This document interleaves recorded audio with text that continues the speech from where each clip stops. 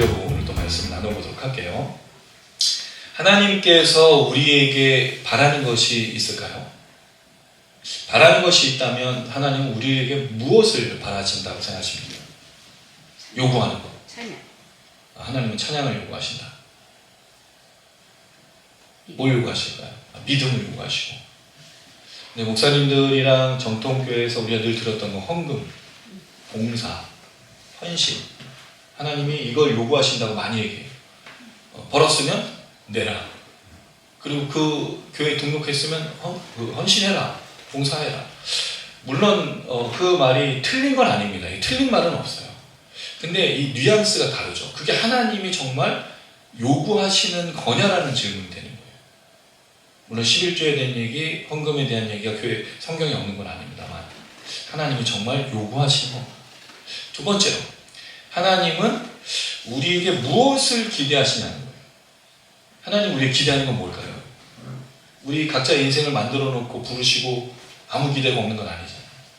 부모도 자녀에게 기대하는 게 있지 않습니까? 뭘 기대할까요? 하나님 우리에게. 뭐가 우리에 대한 하나님의 기대라고 생각하십니까? 그래서 여기서 많은 사람들이 성공을 생각합니다. 또는 이제 학생이면 공부 잘하는 거예요. 사업하는 사람은 사업이 잘 되는 거예요. 직장을 다니는 사람들은 그 직장에서 대우받고 인정받고 이런 것들을 생각하죠. 근데 하나님이 그거를 기대하시느냐는 질문이 드는 거예요. 하나님은 여러분 우리가 좋은 집, 좋은 땅, 좋은 차, 넓은 평수, 아무 걱정 없이 염려 없이 건강하게 살아가는 것을 바라시는 건가? 그걸 요구하시고 그걸 기대하시는 건가? 물론 하나님 우리 아버지이기 때문에 우리가 잘못됨을 바라시지는 않으실 거예요. 근데 그게 하나님의 요구라고 말하는 건 굉장히 위험합니다. 그럼 뭐가 있는 문제가 되죠? 1등을 못했어. 공부를 못해. 그럼 그 사람은 하나님의 기대를 충족시키지 않는 사람인 거잖아요. 그럼 어떻게 돼요? 교회를 안 나오는 거죠. 그래서 애들이 시험을 못 보면 교회를 안 나와. 그리고 대학에 못 가면 교회를 안 나와. 좋은 직장을 못 가면 교회를 안 나와. 좋게 결혼하지 않았다고 사람이 생각하면 교회를 안 나와. 사업에 실패하면 교회를 안 나와. 왜죠? 하나님 뭘 기대하시니까? 1등, 공부 잘하는 거, 성공, 돈을 많이 모으는 것, 이런 걸 기대한다고 생각하는 거예요. 근데 하나님이 기대하는 건 성경에 그런 내용은 없습니다. 물론 하나님 우리가 축복과 은혜 내려주시기를 원하시지만 하나님이 생각하는 축복과 은혜와 우리가 생각하는 축복과 은혜가 조금 다르다는 거죠. 사실 그 기대는 다 누구의 기대죠? 부모님의 기대, 공동체의 기대인 거예요. 그렇게 복받는 거를 우린 그렇게 배워왔습니다. 근데 오늘 본문을 보면 그렇지 않다라는 것을 발견하게 됩니다. 그래서 하나님이 우리에게 요구하시는 것, 하나님이 우리에게 기대하시는 것이 무엇인가? 라는 부분을 오늘 말씀을 통해 생각해 볼 건데 놀랍게도 그거를 한마디로 얘기하면 너희가 나를 여호와인 줄 알리라는 말이 있어요. 너희가 내가 여호와라는 걸 알았으면 좋겠어.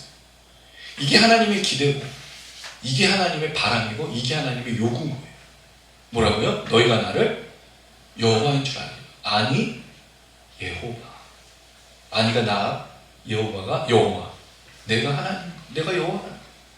근데 이 이야기가 어떤 내용과 연결되어 있느냐? 여기에 이 하나님을 아는 것과 아주 구체적인 사건이 연결되어 있는데 그게 완악함이라는 거예요.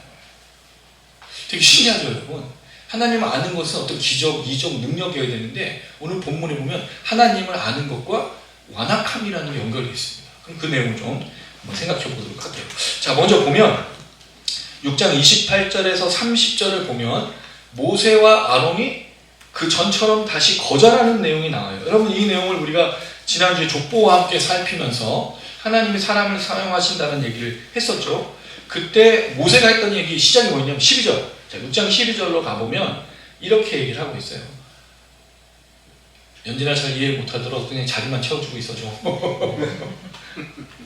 좀 어려울 수가 있는데 6장 12절 한번 읽어보겠습니다. 시작. 모세가 여호와 앞에 아뢰되 이스라엘 자손 내 말을 듣지 아니하거든 아버지 그들이니까 나는 입이 둔하지 않으니까. 자, 이 얘기를 하고 나서 나는 못해요. 그러니까 하나님이 아니야 넌 할 수 있어. 넌 가서 해. 그리고 하나님이 모세가 누구인지를 뭐로 알려주신 거죠? 족보를 통해서 너가 이런 사람이야. 너가 이런 사람이 될 거야 라고 해서 너가 바로 너가 애굽에 가서 이스라엘 백성들한테 이렇게 말할 거야. 그게 바로 모세와 아론 너야. 내가 너를 불렀어. 그 설명이 이 족보의 내용인 거죠. 자, 그리고 나서 하나님이 다시 모세에게 말씀하시는데 29절 이렇게 얘기하십니다. 여호와께서 모세에게 말씀하여 이르시되 나는 여호와. 하나님이 항상 모세에게 뭐라고 자신을 소개하셨냐면 내가 여호와라고. 내가 하나님이고 내가 여호와. 근데 여러분 이 여호와라는 말에 뭐가 담겼다고 그랬죠? 언약이고 하나님의 약속과 구원이 있어요. 하나님의 능력이 있어요. 그리고 이 말이면 끝인 거야. 내가 여호와라는 말 안에 우리의 승리의 비결, 우리 살아감의 이김의 비결이 있어요. 뭐에 있다고요? 승리와 이김의 비결이 있어요. 우리가 무너질 수 있습니다. 넘어질 수 있습니다. 쓰러질 수 있어요. 또 우리 연진이, 또 우리 이연이 자라가는 때 또 눈물을 흘릴 때가 있고 고민할 때가 있어요.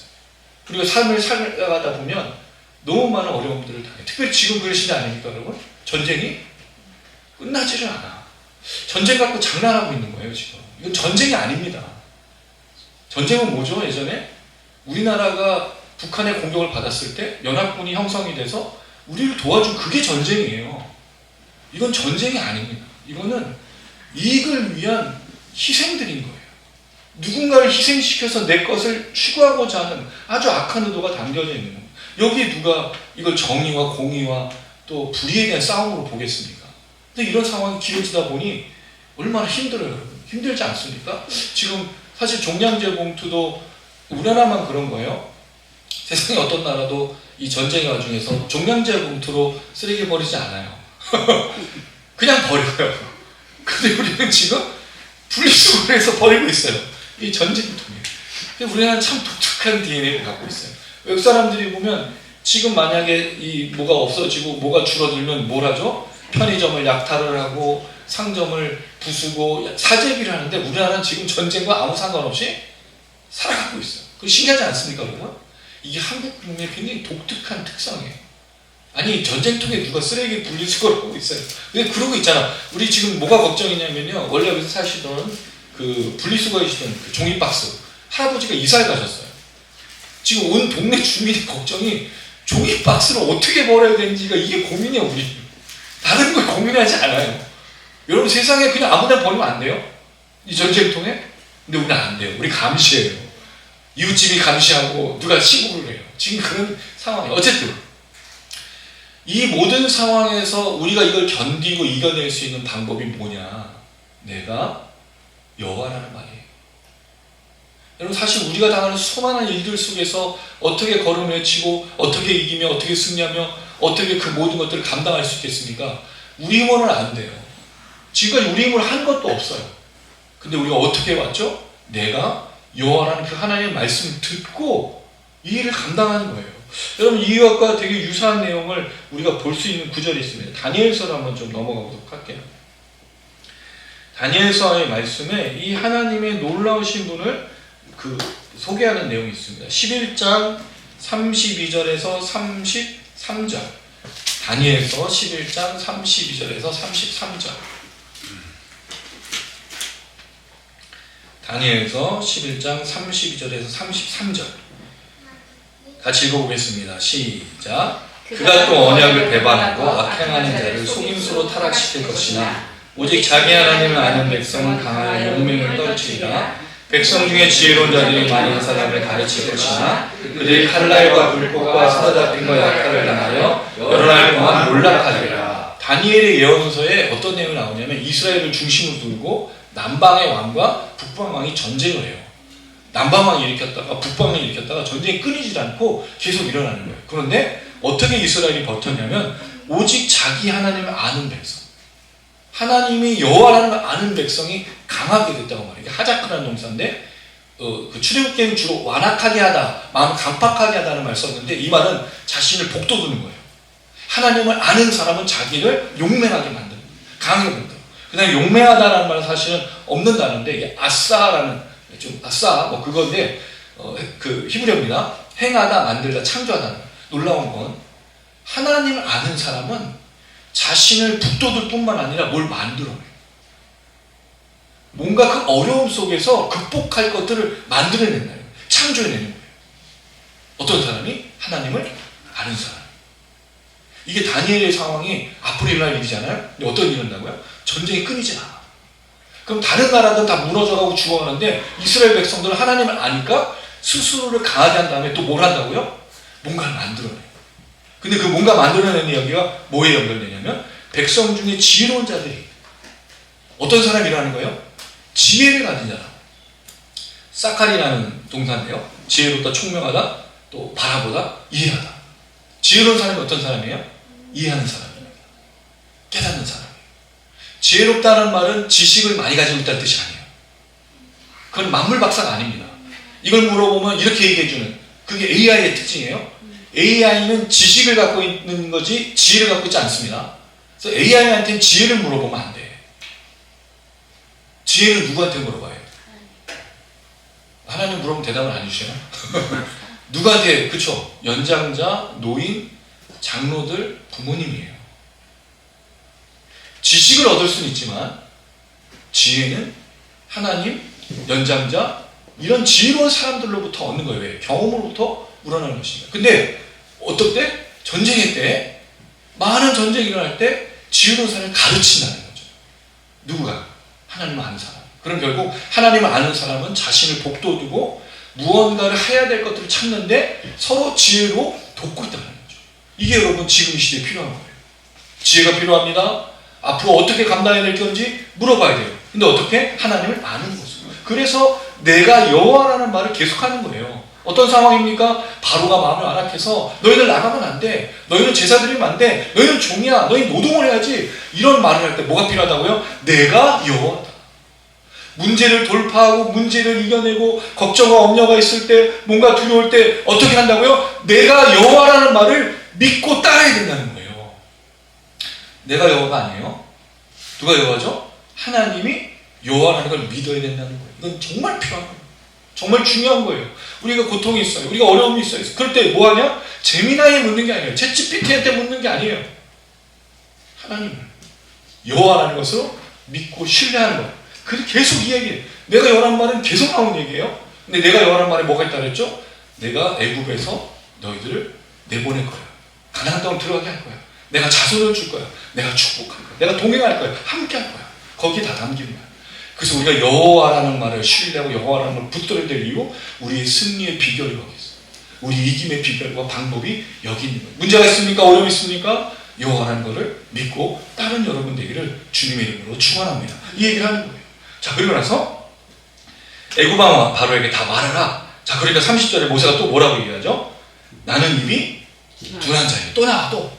모세는 기다렸어. 하나님 말만 하면 그래요. 나는 입이 둔해요.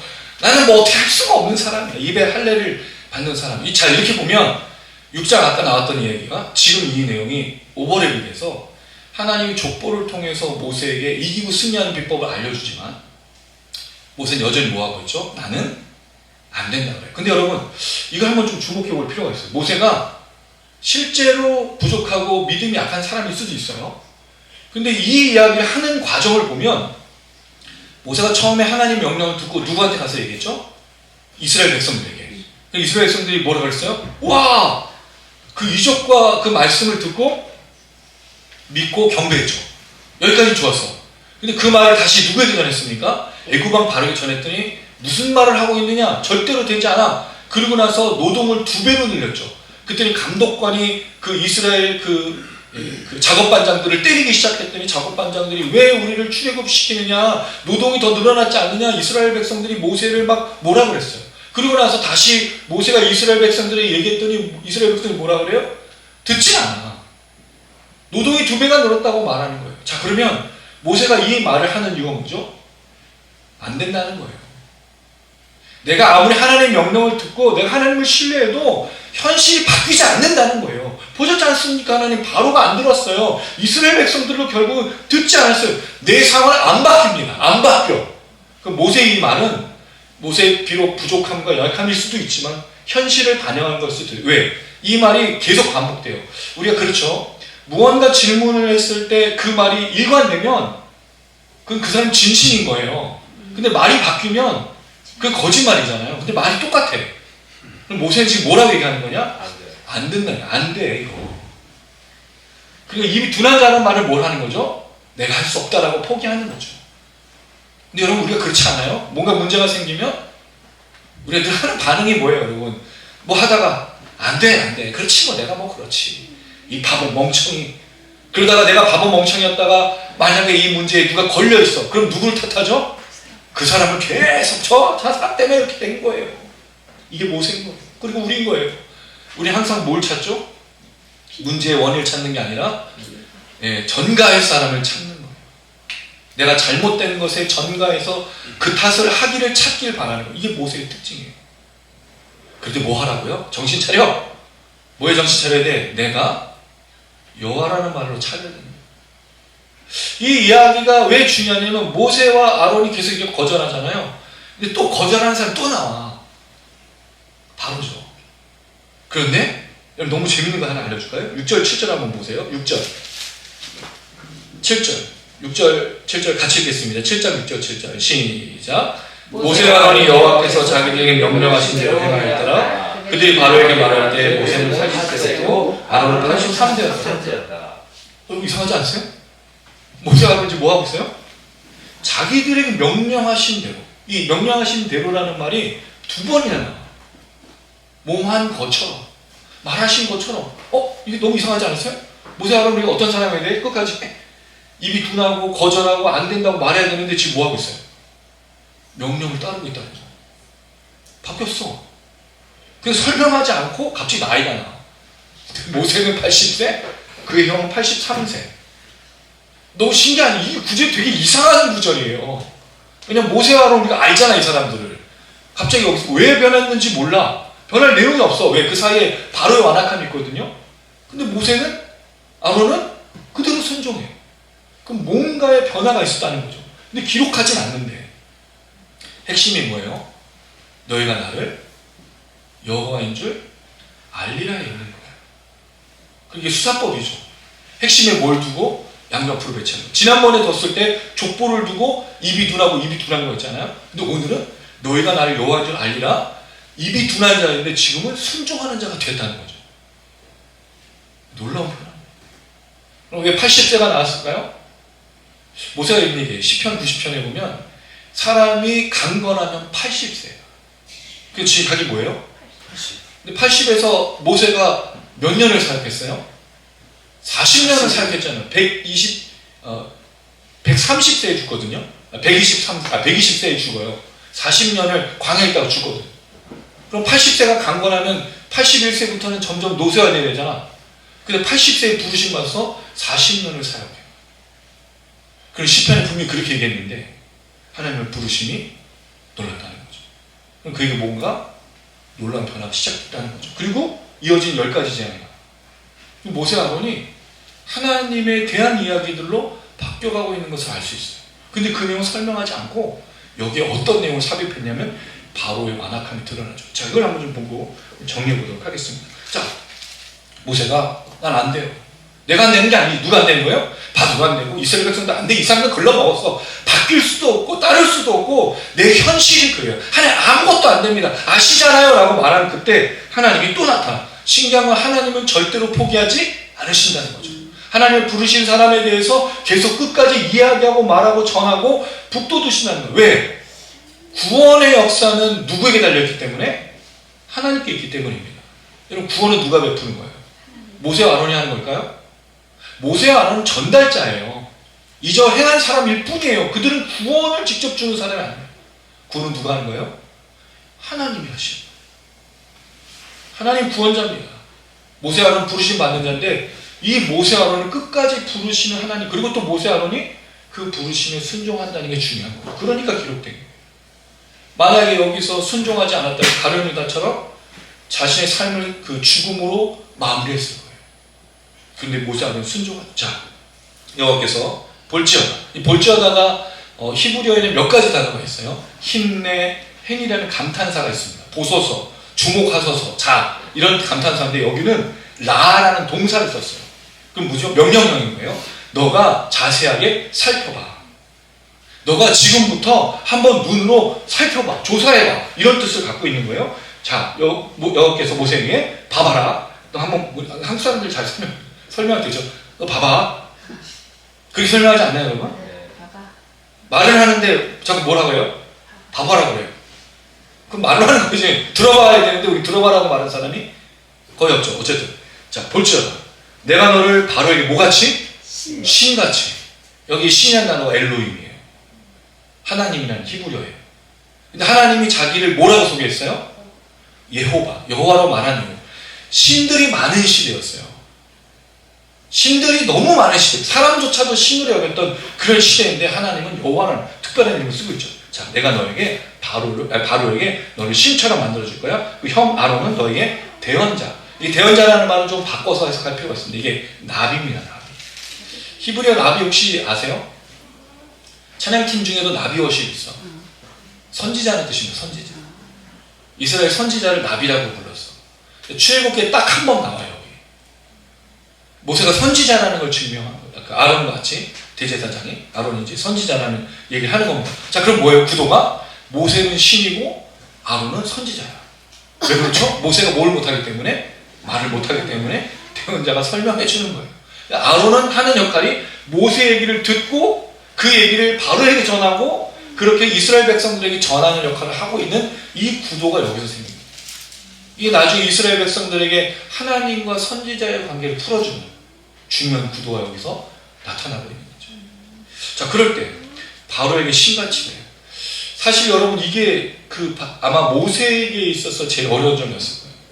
모세가 바로를 만나기 싫어했던 이유는 아마도 바로를 두려워했던 것으로 보입니다. 첫 번째 바로는 물론 죽었어요. 왜냐하면 그 바로가 자기를 죽이려고 했잖아요. 근데 그 다음에 아들 또한 만나기를 꺼려했던 것 같아요. 근데 하나님 뭐라 그랬어요? 그 관계를 너는 바로에게 신이 돼. 왜 신이죠? 이제 10가지 재앙이 나와요. 이 10가지 재앙을 누가 하세요? 물론 하나님이 하지만 보여주는 자가 누구죠?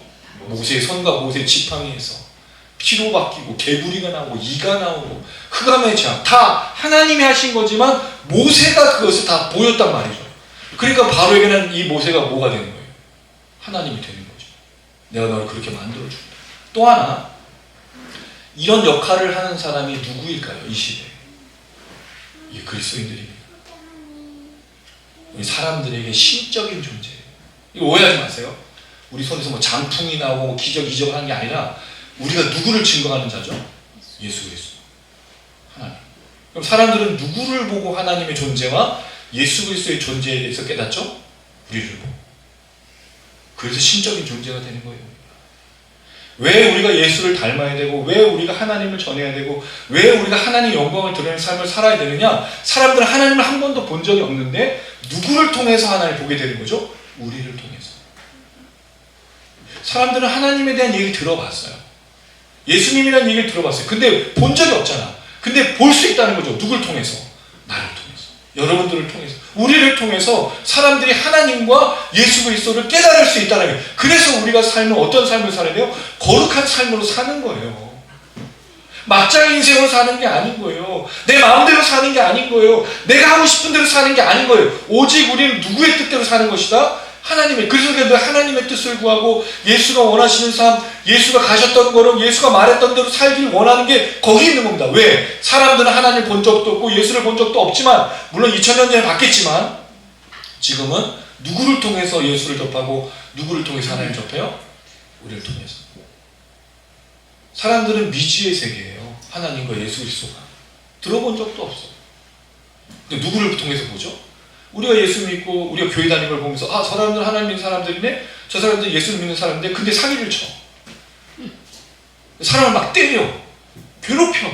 맨날 싸워. 동네에서 아주 소문이 났어. 예수 믿는 애 십자가 딱 붙여있고 무슨 교회라고 딱 붙여있고 또 심지어 목사야. 여러분 제가 이 동네에서 깡패처럼 살고 다닌다고 생각해보세요. 제가 신적인 존재가 되겠죠. 폭력의 신. 누가 그 사람을 보고 하나님으로 예수 그리스도로 여기겠냐는 거예요. 바로에게 모세가 이렇게 줬다는 말은 우리 그리스도인들이 굉장히 중요한 겁니다. 물론 우리 하나님이 아닙니다. 우리는 그런 능력이 없어요. 그럼 우리에게 그 능력을 행할 수 있도록 역사해 주시는 거예요. 어떻게? 내가 그 사람에게 하나님과 예수를 알리고자 할 때. 그때 하나님 우리의 기름 부어주시고 역사를 허락해 주십니다. 그래서 전도회 때 중요한 말씀이 그거잖아요. 내가 무슨 말을 해야 될지 모르지만 하나님 우리가 그때 할 말들을 입에 두신다고 약속해 주셨습니다. 그때 능력이 나타납니다. 파워! 전도의 역사가 있는 거예요. 선교의 역사가 있는 거예요. 뭘 말해야 될지도 모르고 어떻게 될지 모르지만 하나님 우리를 사용하신다는 거죠. 자, 바로에게 신같이 되고 대언자가 될 거예요. 자, 그리고 나서 2절 명령한 바를 형 아론에게 말하면 그는 바로예요. 이 수직관계가 형성이 되죠. 자, 중요한 건 뭐 때문이죠? 그 땅에서 내보내게 할지라. 이게 하나님 목적이에요. 하나님은 모세와 아론을 부르신 목적이 있었어요. 그게 뭐죠? 땅에서 내보내는 거예요. 그래서 여호와라고 소개했죠. 너희가 400년 동안 갇혀 있었는데 내가 이제 그 고통을 보고 이제 풀어줄 때가 됐어. 그러니까 모세 아론아 나를 따라서 이 일을 감당해 주렴. 그러니까 모세 아론이 계속 얘기하는 거예요. 바로에게도 얘기했고 이스라엘들이 얘기했어요. 근데 안 들어. 그러니까 이제 포기하는 거야. 안 돼. 이거 더 이상 할 수가 없어. 그래도 하나님은 이 걸음을 멈추지 않겠다고 얘기하는 거예요. 자, 뭐가 중요한 거예요, 여러분? 하나님은 이스라엘 백성들에 대한 구원의 약속을 400년 전부터 계속 갖고 계셨어요. 그럼 구원을 하실 거예요. 근데 누가 지금 맡고 있는 형국이죠? 모세 아론이 맡고 있어. 그럼 하나님은 안 하실까요? 하시죠. 근데 이 모세 아론을 부르심 받은 대로 하려면 뭘 해야 돼? 전해야죠. 끝까지. 포기하지 않고 그 길을 따라 걷는 걸음이 돼야 되는 거예요. 만약 포기하면 어떻게 되는 거죠? 하나님의 역사를 이루지 않는 거예요. 하나님의 역사가 뭐예요? 이 땅에서 이스라엘 백성 구원해내는 거 아닙니까? 그럼 모세는 그 얘기를 해야 되는 거예요. 안 하니까 문제가 됩니다. 하면 하나님이 능력을 주시는 거예요. 우리가 이 땅을 살아가는 목적이 뭐죠? 하나님의 백성들이 구원받는 거에 대한 이야기를 하는 거예요. 사람들이 예수 믿으면 구원받는다고 얘기하는 거예요. 영적이 되게 중요해. 아빠가 참 좋으신 분이고 아빠가 참 그 구원받기에 합당한 사람처럼 여겨지는데 중요한 건 예수가 없으면 안 된다는 거죠. 교회를 다녀야 된다고 말하는 거예요. 예수 꼭 믿어야 된다는 거죠. 착함으로 구원받는 게 아니에요. 그 착함이라는 우리에게 기준이 아니거든요. 근데 예수만이 유월절 어린 양으로서 구원을 낼 수 있는 유일한 분이기 때문에 우리가 소개하는 거예요. 그때 죄의 모든 것들이 해결이 되고 함께 천국으로 가게 된 역사가 있어요. 우리 연진이가 되게 중요해요. 장녀. 아까 장남이라고 했어요, 제가? 아, 그랬군요. 제가 성을 바꿔버렸네. 아까는 장녀라고 했어요. 아, 장녀 했어요. 아이고, 죄송해요. 아까 뭘 얘기했는지, 조금 이따 뭘 얘기할지 자꾸 잊어버리고 있어요. 장녀가 되게 중요해요. 온 가족이 왜 예수 믿고 함께 구원받으러 가느냐. 예수 이름 위에는, 하나님 외에는 구원이 없기 때문에 그렇습니다. 물론 이 구원을 우리가 오해할 수도 있겠지만 그 부분에 있어서 중요한 겁니다. 그 땅에서 내보내게 하죠. 하나님이 이 약속에 이것 외에 다른 게 없어. 처음부터 이 얘기였어요. 왜 이 아브라함과 이삭과 야곱 그 다음에 요셉이 지나서 모세와 아론을 불렀느냐? 모세와 아론을 그 일에 쓰기 위해서 부른 거예요. 만약에 모세와 아론이 순종하지 않았다면 이들의 이름은 없었을 겁니다. 근데 순종했으니까 이름이 있는 거예요. 베드로도 똑같아요. 베드로가 그 분노와 그 화를 내서 예수님이 십자가에 달려 돌아가신다고 얘기했더니 예수님이 나이가 어린데 지금 무슨 짓거리를 하고 있냐고 예수님을 막 혼냈어요. 거기에 말하는 단어가 책망하다는 단어인데 꾸짖었다는 뜻이거든요. 베드로가 분노에 가득 차가지고 예수님을 향해서 막 분노하고 절대로 십자가에 달릴 일은 없을 겁니다. 근데 여러분 이게 왜 잘못된 거예요? 예수님 뭐하러 오셨죠 이 땅에? 죄인을 위해서 죽기 위해서 오신 거잖아요. 그럼 죽으셔야 되는 거예요. 근데 그걸 막겠다고 얘기하는 거예요. 하나님이 이 땅 백성들을, 이스라엘 백성들을 모세에게서 통해서 출애굽해서 구원하신다고 약속했어요. 그럼 그 길이 하나님의 뜻이야. 거기에 순종해야 되는데 베드로가 거절했죠. 그래가지고 예수님이 무슨 얘기를 들었어요? 이 사탄 마귀야. 내 뒤로 물러가라는 얘기 들어요. 하나님의 뜻을 따르느냐 따르지 않느냐 이게 되는 거죠. 이 베드로가 나중에 또 어떤 모습을 보여주죠? 예수님 잡히시는 그날 그 로마 병정들하고 제사장들하고 종들이 따라왔을 때 베드로 칼을 갖고 있다가 대제사장 말고의 귀를 칼로 떨어뜨려요. 떨어뜨려서 말이 아니지. 벤 거지. 귀가 떨어졌을 거 아니에요. 피가 막. 예수님께서 피 흘리는 귀를 땅에서 잡아가지고 붙여줬어. 귀가 붙었어. 그래서 뭐라 그래요? 칼을 가진 자는 칼로 망한다고 얘기해요. 이게 굉장히 중요한 얘기예요.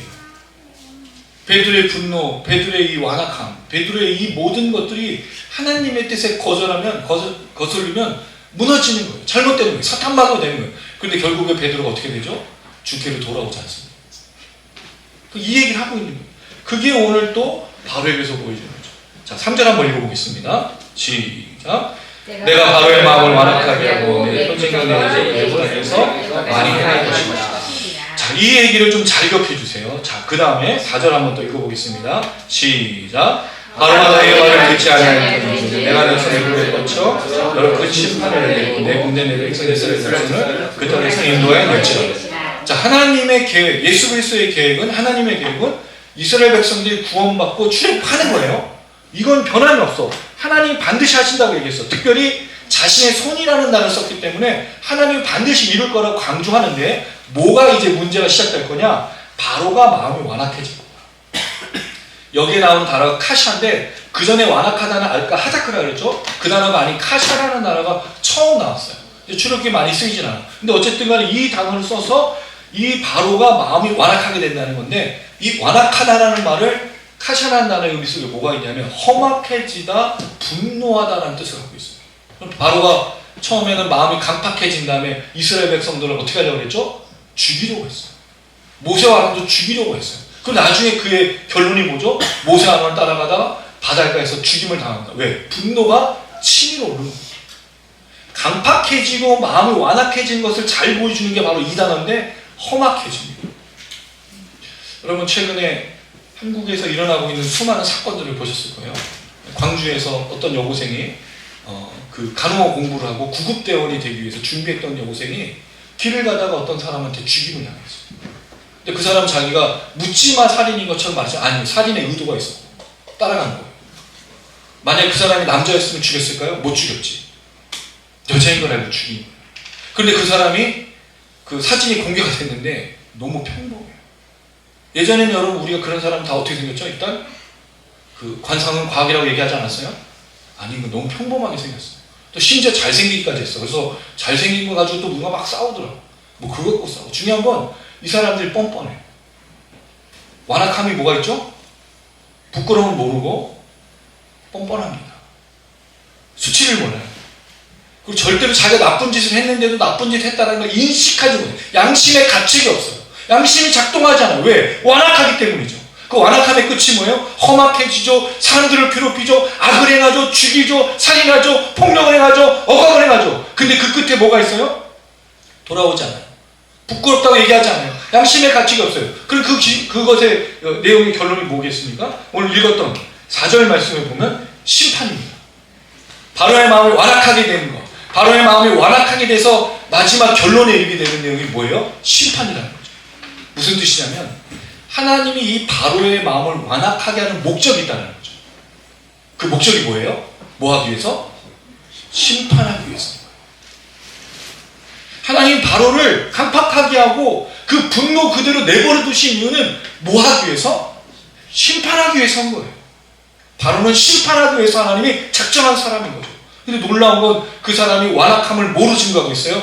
험악해지고 부끄러움을 모르고 수치를 모르고 더 살인하고 악함을 저지르는데 전혀 부끄럽지 않아요. 전혀 죄책감도 없어요. 전혀 용서를 구하지 않아요. 그래서 바로는 심판당해서 죽죠. 물론 이후에 10가지 재앙 속에 바로가 몇 번 회개합니다.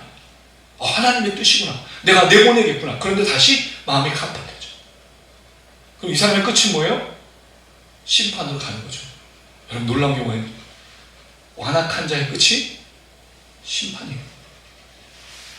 이걸 다른 말로 하면 분노의 끝은 심판이에요. 험악해지고 화를 내고 성내는 건 끝이 심판이에요. 그래서 성경에 왜 분노하지 말라, 왜 화를 밤에까지 품지 말라라고 말하냐? 그 끝이 뭐라고요? 심판이기 때문에. 분노가, 화가, 성내는 것이 하나님의 의를 이룰 수가 없습니다. 성경의 많은 구절들이 분노에 대해서 자주 얘기해요. 지혜서에 보면, 시편, 잠언, 전도서에 보면 분노에 대해서 굉장히 많이 해요. 험악해져요. 악을 저지르고도 용서를 구하지 않아요. 결국 바로가 왜 심판받죠? 완악함을 놓치지 않았기 때문인 거죠. 그러면 심판받는 자들의 특징을 뭐로 얘기할 수 있어요? 완악함으로 볼 수 있는 거죠. 그 완악함을 풀지 않아요. 아까 말했던 그 사람들. 여러분, 정말 신기하지 않습니까? 수많은 사람들이 피해자로 나왔어. 피의자, 가해자로 나왔어. 대부분 다 뭐 하죠? 자신의 죄를 뉘우치지 않아요. 그 사람들 끝이 뭐예요? 심판이에요. 그냥 이 땅에서 감옥 가는 거로 끝이 아니라는 거죠. 하나님의 심판이 있다는 거죠. 그럼 결국 바로에게 하나님이 심판하는 목적이 뭐죠? 아니, 하나님 바로를 완악하게 한 목적이 뭐죠? 심판이에요. 근데 심판하는 목적이 또 있어. 그 목적이 뭡니까? 내가 이스라엘 백성들을 이 땅에서 끌어내기 위해서 바로의 마음을 완악하게 하는 거죠. 결국 바로를 죽여야 이게 해결된다는 걸 아시기 때문에 바로의 마음을 계속 완악하게 강팍하게 내버려 두신 거예요. 수치도 모르고 부끄러움도 모르고 양심의 가책도 없이 만들어서 죽게 내버려 둬. 이스라엘 백성을 건져내시기 위해서. 그래서 놀라운 건 완악함과 그 하나님 앞에서 수치와 조롱을 느끼는 이 차이, 이 갈등, 완악함에서 돌아오는 것, 또 수치를 깨닫는 것, 양심의 가책을 느끼는 것, 죄 용서를 구하는 것, 회개를 하는 것은 너무 놀라운 반전이라는 거죠. 사실 여러분, 우리가 어떤 상태에서 예수를 믿고 구원을 받았습니까? 우리가 좋아서, 착해서, 깨끗해서, 순종해서 예수 믿고 구원받은 게 아니에요. 우리는 처음부터 죄인이었고 예수를 모르던 사람이었어요. 그런데 신기하게도 내가 그 예수가 구주로 깨닫는 그 순간에 우리가 뭐가 일어나죠? 회개가 일어납니다. 제가 말씀드렸어요. 회개가 은혜인 이유. 사람은요, 분노하고 성내고 화내지 회개하지 않습니다. 운전을 하다가 보면 성내고 분노하는 사람들은 봤지 미안하다 말하는 사람은 거의 보기 어려워. 이게 이 시대입니다. 전쟁의 시대에 더욱더 그렇죠. 여러분, 분노가 있지 않습니까? 화가 있지 않습니까? 성내는 것이 있지 않습니까? 그게 여러분 잘 용서를 구하고 양심의 가책을 느끼고 죄를 구하고 회개하는 것이 쉽습니까? 쉽지 않다라는 거예요. 이게 은혜입니다. 근데 바로는 지금 심판을 목적으로 가기 때문에 완악해진다는 거죠. 근데 놀랍게도 모세와 아론은 여기서 하나님 말씀을 듣고 순종하는 자로 바뀐다는 거죠. 그럼 그 차이가 어디서부터 왔냐는 거예요. 하나님을 모르기 때문입니다. 하나님을 아는 자에게 있는 중요한 특징, 하나님 앞에서 자신을 죄인으로 인정한다는 거죠. 이걸 어떻게 할 수 있느냐? 여러분, 창세기에 죄의 시작을 아시죠? 창세기에서 죄가 어떻게 시작되죠? 무엇으로부터 죄가 들어옵니까? 뱀이 여자를 속였어요. 이 선악과를 먹으면 뭐가 될 거다? 너희가 하나님처럼 될 거다. 그래서 하나님의 명령을 거절하죠. 근데 실제로 그들이 된 건 뭐가 됐어요? 죄인이 됐어요. 하나님처럼 되고자 하는 사람은 죄인이 되었단 말이죠. 이걸 제일 잘 보여주는 사람이 누구예요? 가인 아닙니까, 여러분? 가인이 자기 동생과 함께 하나님께 제사를 드렸어. 근데 하나님이 자기 동생 아벨의 제사는 받았는데 가인의 제사는 받지 않았어요. 그랬더니 가인이 뭐를 했어요? 동생을 들에 불려서 돌로 쳐 죽였어. 여러분, 상식적으로 생각해 보세요. 우리 동생하고 내가 가족이야. 하나님이 제사를 받았는데 내 걸 안 받고 동생 걸 받으면 동생 쳐 죽입니까? 이상하게도 가인이 이 동생을 쳐 죽였어. 죄가 뭐라고요? 하나님처럼 되는 거예요. 마음이 완악해지고 강팍해지니까 동생을 죽여. 왜? 하나님은 못 죽이니까. 그리고 나서 하나님이 물어보죠. 너의 동생 아벨이 어디 있느냐? 그 가인이 뭐라고 얘기해? 뻔뻔하게 내가 동생을 지키는 자이니.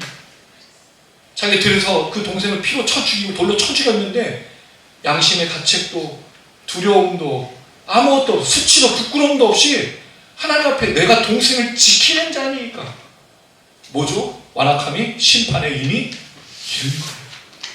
그리고 그의 후손 중에 라멕이라는 사람이 있어요. 이 라멕이라는 사람이 자기 아내한테 자랑합니다. 뭐라고 자랑해요?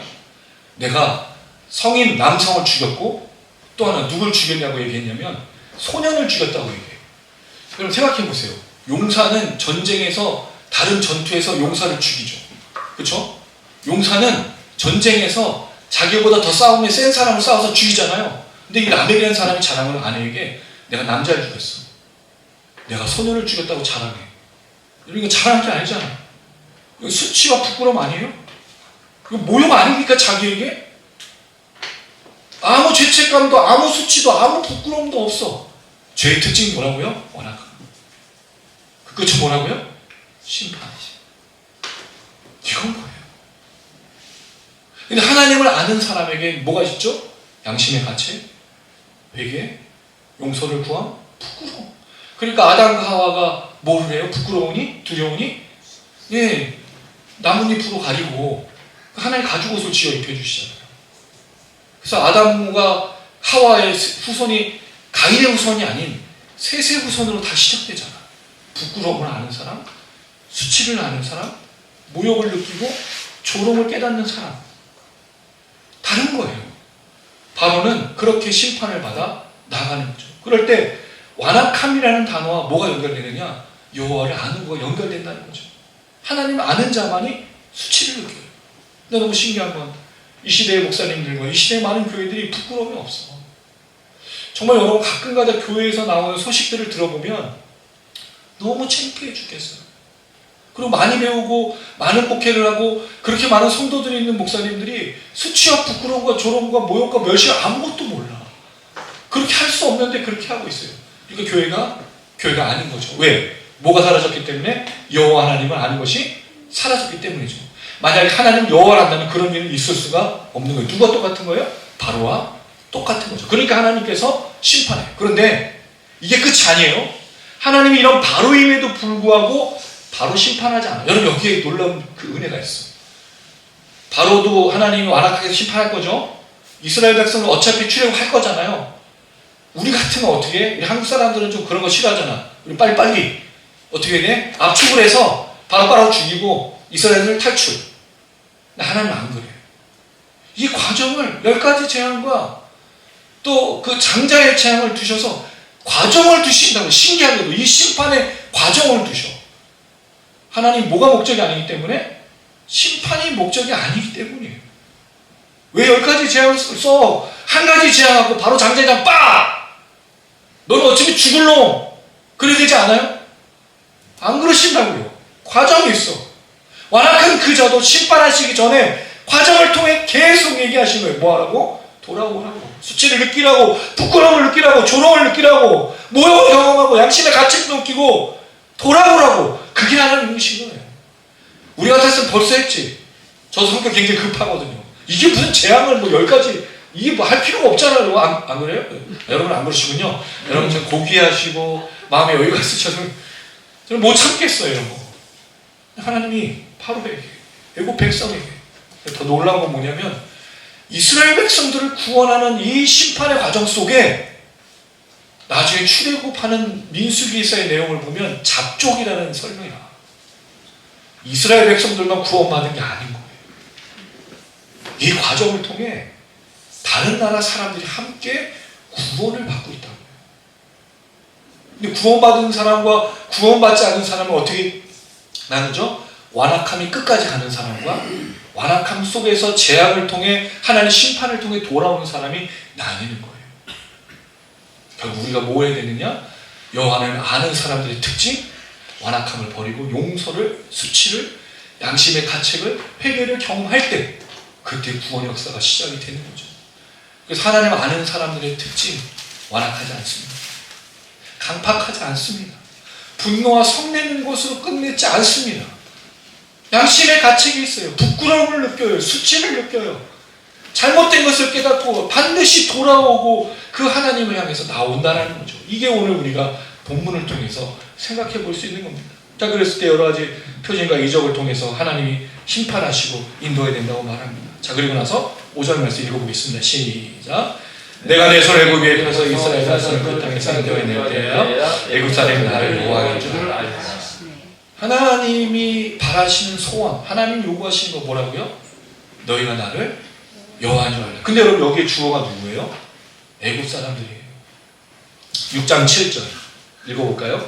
6장 7절 시작. 너희를 내 백성으로 삼고 나는 너희 하나님 되리니 난 애굽 사람의 무거운 짐 밑에서 너희를 빼낸 너희 하나님 여호와인 줄 너희가 알지라. 여기 너희는 누구예요? 이스라엘 백성. 하나님의 꿈은, 하나님의 소망은, 하나님의 요구는, 하나님의 갈망은 온 세상의 하나님을 여호와로 아는 겁니다. 그래서 우리가 전도하는 거예요. 그래서 우리 예배드리고 선교하는 거예요. 하나님이 여호와라는 걸 사람들에게 알려주기 위해서. 근데 사람들에게 알려주기 위해서 우리가 하는 삶의 방법은 부끄러움과 수치와 잘못된 것을 깨닫고 하나님 앞에 용서를 구하는 거예요. 그래서 여러분 교회에서 제일 많이 일어나는 게 어떤 거죠? 회개.